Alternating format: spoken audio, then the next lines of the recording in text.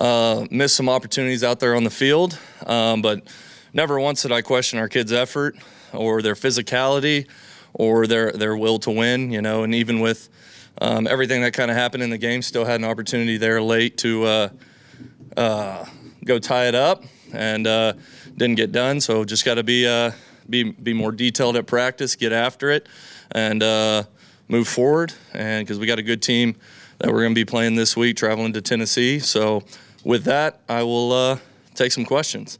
Start here on the left side, Jesse.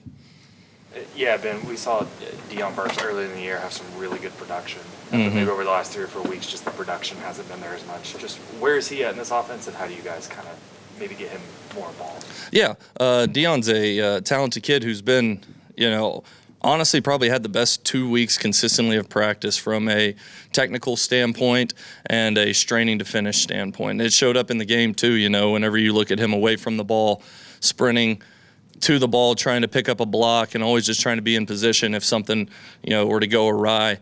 Deion's a talented kid, just finding ways to get him the ball out in space and operational space because, he has the ability just with his quick twitch and his speed to catch and go and outrun somebody, So just got to keep on working with him. And, there's times in that game where, the ball probably should have found him a time or two.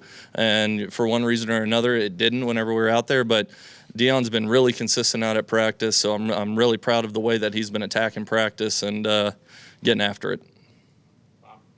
Ben, we talked to John last night, took a lot of ownership for everything that happened on Saturday. Just, I'm not saying like his confidence dipping, but how you keep him positive, and is that like one of the first times where you've seen him just look like little out of sorts compared to what you normally see from him?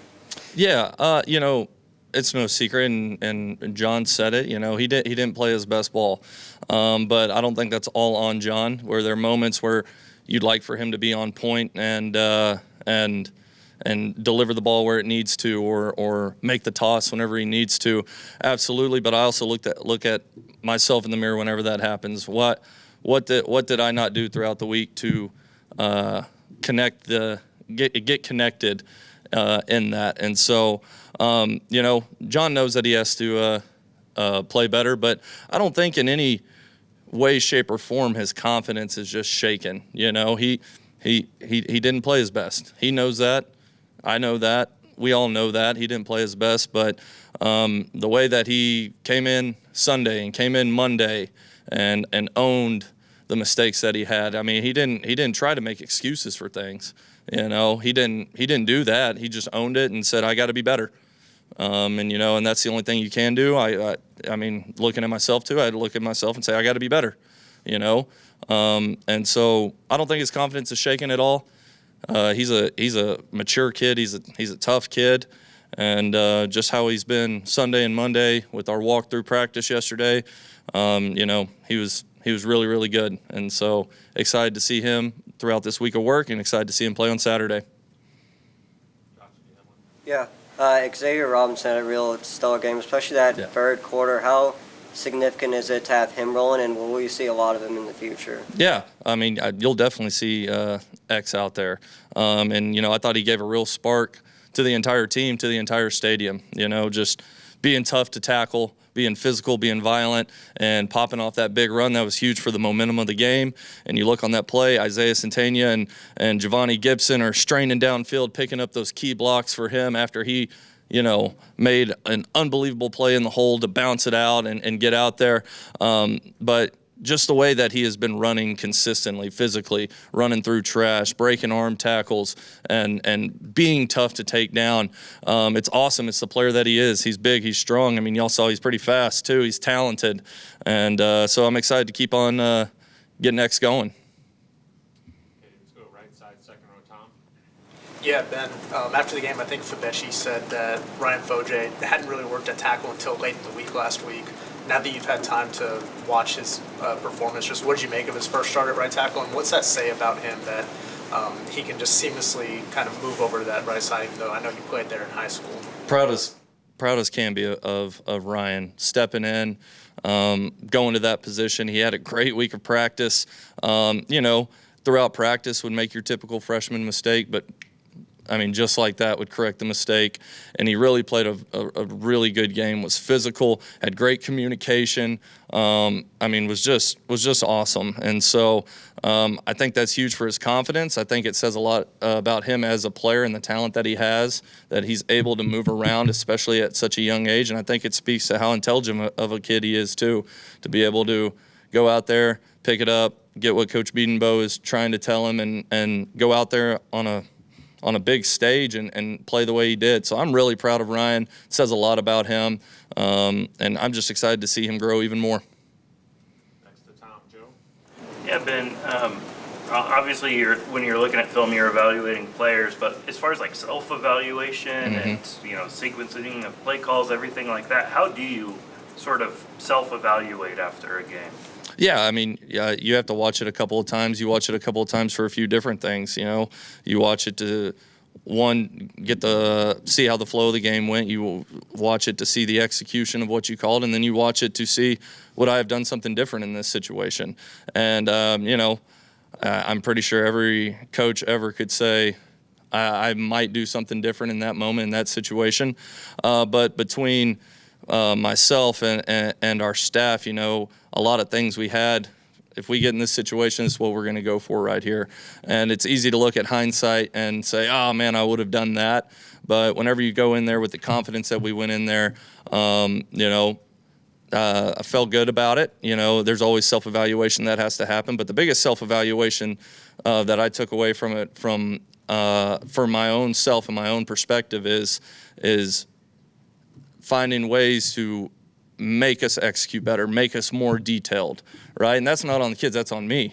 How can I be better at practice? How can I be better at installing a game plan to leave zero gray area and have maximum clarity? And that happens after a win and a loss. And you always are trying to find ways to get better, always trying to find ways in practice to implement things maybe you struggle at or things that you're good at but you want to get great at. And so that's the biggest part of the self-evaluation piece to me, is how can I have these kids play in such a way that they are going to be successful. And, that's the biggest thing to me.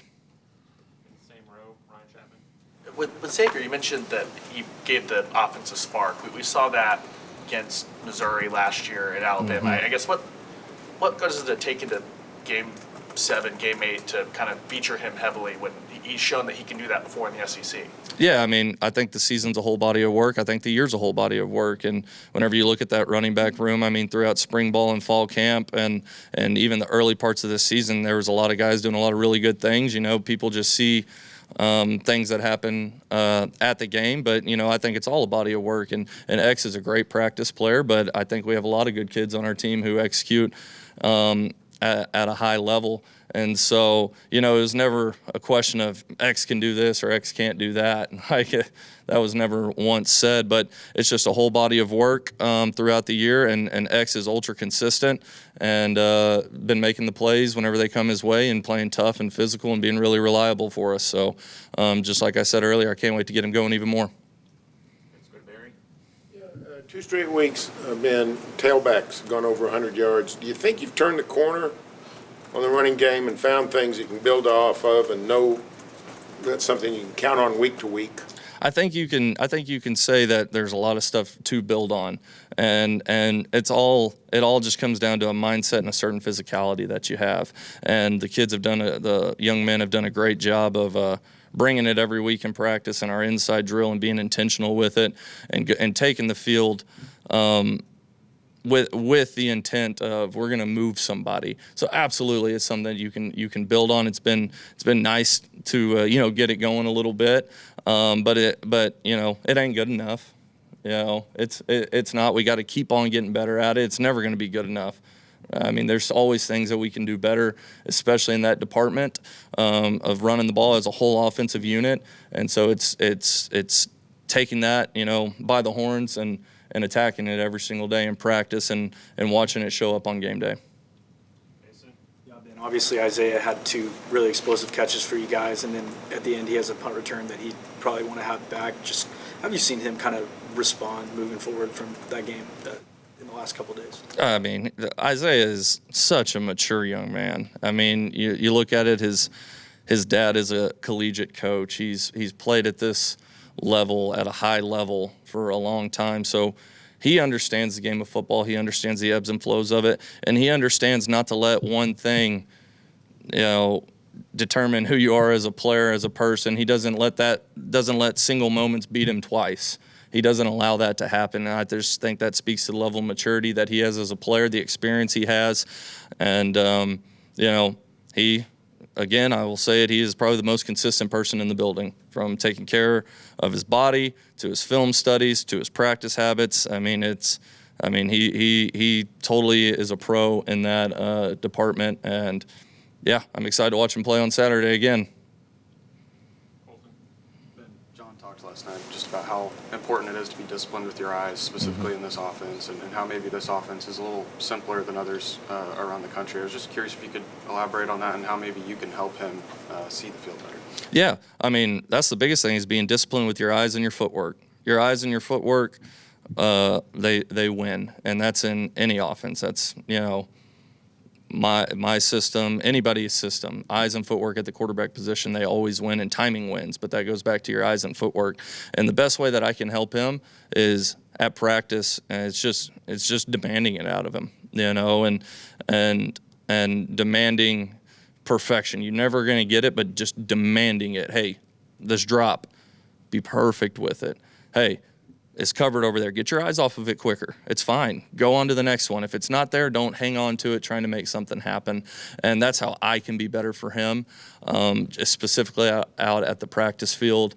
But the other way I can be better for him is, again, I'm always instilling confidence in him, always instilling belief in him. And he has no shortage of confidence. He knows that myself and Coach Venables believe in him to the nth degree. But, just reminding him of that, but demanding excellence at practice. Yeah, the quarterback run game was so effective for you guys early in the season. It hasn't been the last few weeks. Why do you think it hasn't been as effective, and how important is it getting that going again, being a part of this offense? Yeah, I think a few things go into that. I think maybe one thing could be whether it's the decision-making from John on a certain few things, or it can be just execution in the block itself, But also at the same time, as coaches, we have to continue to find ways to make it effective for them, because it is a tool that can be utilized. A lot of teams around the country utilize it. It's a tool that can be utilized. We just have to keep on finding ways to make it as successful as possible, put these kids in position to be successful, and play and execute with the detail that requires for any play to work. And so just something that we have to continue demanding, straining on, and get rolling. Two more, James Jackson and then James Hill. Coach, what have you seen from Tennessee's defense on film so far? What have you noticed about them?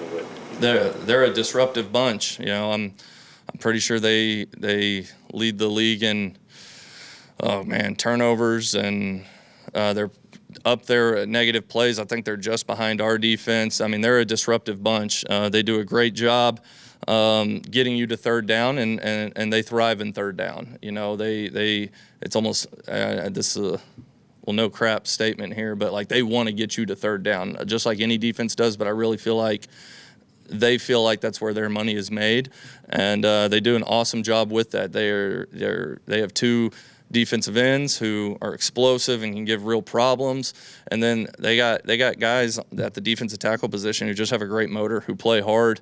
So really impressed by what they do there, and but they're a disruptive bunch, and they do a great job with that. So being able to counter that is going to be an awesome challenge for our kids that they're ready to take on. And but yeah, they do a lot of good stuff on defense. Last time that OU was at Neyland Stadium, we heard how loud it was. 100,000 people are going to be there. So talk about the communication you're going to have, getting the plays off, and how important it's going to be that John can communicate with that crowd and get your calls in and things like that. Yeah, I think it's just a heightened sense of urgency to the communication aspect. In any game, communication is key, but whenever you're somewhere, like Neyland Stadium, where, I mean, it's known across the country to be an unbelievable environment with passionate fans. Your communication has to be an urgency, and there's different mechanisms that you can use to do that. I'm not going to just totally get into all of that, but there's different mechanisms that you can use to make sure that the operation is clean and efficient as possible. But it takes discipline from us, from our players, and it takes a heightened sense of urgency to make sure that you run the plate clean, efficient, and get it off. And so different mechanisms that you can use, but definitely a priority that we have to be really in tune with. Appreciate y'all. Boomer.